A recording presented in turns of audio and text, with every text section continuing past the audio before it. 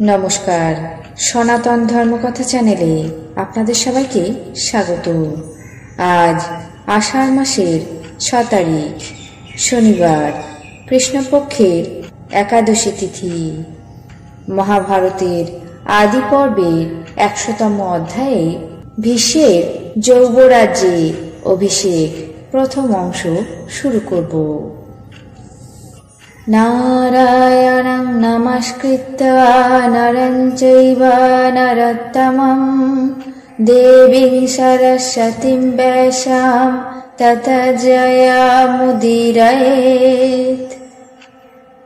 রাজা শান্তনু প্রজা এবং মন্ত্রীবর্গ, ব্রাহ্মণ, গুরু সবাইকে ডেকে রাজ্যের মঙ্গলের জন্য সর্বগুণান্বিত পুত্র ভীষ্মকে যুবরাজ্যে অভিষিক্ত করলেন। যুবরাজ সৎ ব্যবহার প্রদর্শন করে পিতাকে, কৌরব আদি সবাইকে এবং জনপদস্থ সমস্ত ব্যক্তিকে যথার্থভাবে আনন্দ দিলেন। রাজা আনন্দিত মনে পুত্রের সঙ্গে 4 বৎসর পরম সুখে দিন যাপন করে অবশেষে একদিন যমুনা নদীর উভয় তীরবর্তী এক অরণ্যে গমন করলেন।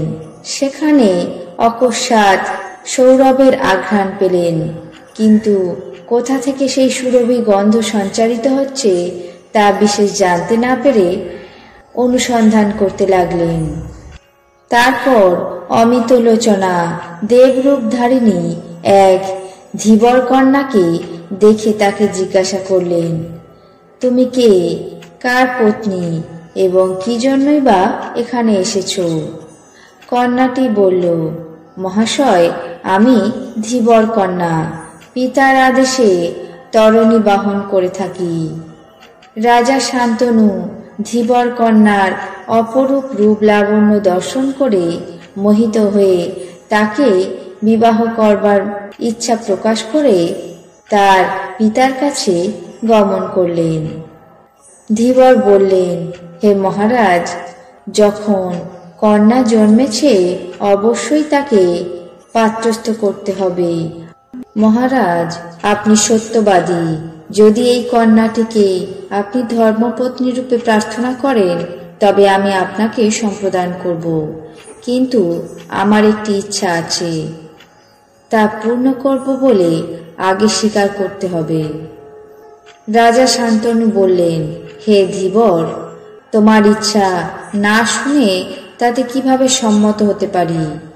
আর যদি তোমার অভিলাষিত বিষয় দানযোগ্য হয় তবে নিশ্চয়ই প্রদান করব, কিন্তু দান করার যোগ্য না হলে তা কোনো ক্রমে দিতে পারব না। ধীবর বললেন, মহারাজ, এই কন্যার গর্ভে এক পুত্র জন্মাবে। আপনার অবর্তমানে সেই পুত্র আপনার রাজ্যে অভিষিক্ত হবে। অন্য কেউ আপনার সিংহাসনে আর বসতে পারবে না। এটাই আমার অভিলাষ। রাজা ধীবর কন্যার প্রতি মোহিত হয়েও ধীবরকে বরদান করতে সম্মত হলেন না। তিনি ধীবর কন্যার অপরূপ রূপলাবণ্য চিন্তা করতে করতে হস্তিনাপুরে প্রস্থান করলেন। তারপর একদিন দেবব্রত পিতার কাছে উপস্থিত হয়ে তাকে শোকার্ত এবং চিন্তান্বিত দেখে জিজ্ঞাসা করলেন, পিতা, আপনার সর্বোচ্চ কুশল এবং সমস্ত রাজমণ্ডল আপনার অধীন, তবুও কি জন্য আপনাকে এমন দুঃখিত দেখাচ্ছে? সর্বদাই যেন শূন্য হৃদয়ে রয়েছেন। আমাকে পুত্র বলে সম্ভাষণ করছেন না, অশ্ব আরোহণ করে ভ্রমণ করছেন না, কেবল দিন দিন মলিন পাণ্ডুবর্ণ এবং কৃশ হচ্ছেন। অতএব আপনার কি কোনো রোগ হয়েছে? আজ্ঞা করুন, আমি তার প্রতিকার এখনই করব। পুত্রের কথা শুনে রাজা শান্তনু বললেন, বৎস, আমি যে জন্য এত উৎকণ্ঠিত হয়েছি তা শোনো। আমাদের বংশে তুমি আমার একমাত্র পুত্র। তুমি অস্ত্রশস্ত্রে সুশিক্ষিত এবং পুরুষাকার বিশিষ্ট হয়েছ, কিন্তু হে পুত্র, মানুষের কিছুই চিরস্থায়ী নয়। এটি বড় আক্ষেপের বিষয়, কারণ যদি তোমার কোনো অনিষ্ট ঘটে তাহলে আমাদের বংশ ধ্বংস হবে। তুমি 100 পুত্রের চেয়েও শ্রেষ্ঠ, অতএব বৃথা আর পত্নী গ্রহণ করার আমার ইচ্ছে নেই। কিন্তু ধর্মবাদীরা বলে থাকেন, যার একটি পুত্র তিনি অপুত্রের মধ্যেই পড়েন।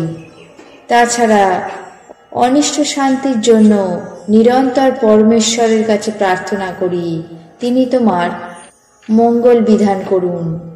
অগ্নিহোত্র, ত্রয়ী এবং নিখিল শাস্ত্র কিছুই সন্তানের ষোড়শাংশেরও সমান নয়।